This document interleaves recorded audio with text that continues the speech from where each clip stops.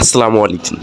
আজকে আমাদের যাত্রা শুরু হয়েছে টাঙ্গাইলের ইব্রাহিমাবাদ স্টেশন থেকে রাজশাহীর দিকে। তো আমরা রাজশাহীর দিকে যাচ্ছি, সেখানে ঘুরবো। ট্রেনের টিকিট আগের দিকেই কাটা ছিল। আমরা চারজন মিলে যাচ্ছি রাজশাহীর দিকে। আমি, আমার এক বন্ধু আলিম।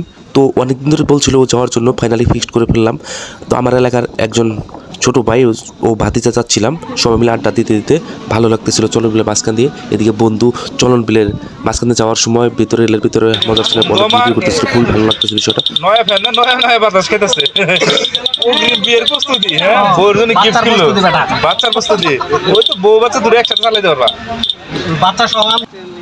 তো ফাইনালি আমরা রাজশাহী শহরে পৌঁছে যাই। সেখান থেকে একটা অটো নিয়ে সোজা আমচত্বর হয়ে নওহাটার দিকে রওনা হই। নওহাটা সে বিখ্যাত হানিফ মামার, যেটা ভিডিওতে আমরা আগে দেখেছিলাম, সে বিখ্যাত কালাবোনা খাওয়ার জন্য। এটা খুবই টেস্টি, খেয়ে আমরা বলতে পারবো। এবং কি রাজশাহীর সেই রাজকীয় রাস্তা দিয়ে আমরা যাচ্ছিলাম, এত সুন্দর স্মুথ রাস্তা, মনে হয় ফু দিয়ে এখানে ভাত খাওয়া যাবে, এত সুন্দর রাজশাহী শহরটা গোছানো। আমরা কিছুক্ষণের মধ্যে সেই হানিফ মামার দোকানে পৌঁছে যাই, ভাইরাল হানিফ মামা।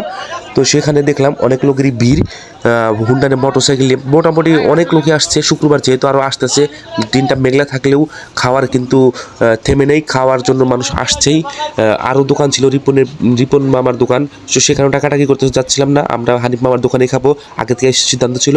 তো সেখানে মোটামুটি আইটেমগুলো দেখলাম। তারপরে বললাম যে বন্ধুরা বললাম অর্ডার করো। তো সেখান থেকে সবাই অর্ডার করতেছিল। ছবি অর্ডার করার পরে তারা দিয়ে গেলো সালাদ, লেবু, কাঁচামরিচ, তারপরে কালাবোনা। তো সবাই মানে ছবি তুলতেছিল, খাইতেছিল। খাওয়া শেষে জানাবো কালাবোনা অরিজিনাল স্বাদটা কেমন ছিল।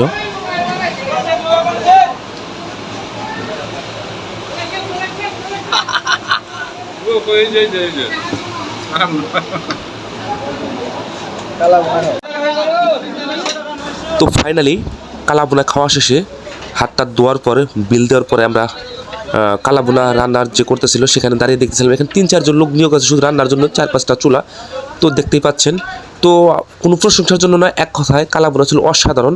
খাওয়ার সাথে সাথে মানে অন্যরকম একটা ফিল ছিল, যেটা না খাইলে বুঝবেন না, যারা খাইছে তারাই বুঝবে।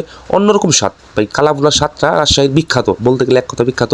তো খাওয়া শেষে রাজশাহীর সেই রাজকীয় রাস্তা দিয়ে আবার রাজশাহী শহরের দিকে পৌঁছাচ্ছি, সেখান থেকে আরেক দিকে যাব। তো ধাপে ধাপে আপনাদের মাঝে ভিডিও উপস্থাপন করব, কয়েক জায়গায় ঘুরবো। তো আজকের মতো এখানেই বিদায়, আল্লাহ হাফেজ।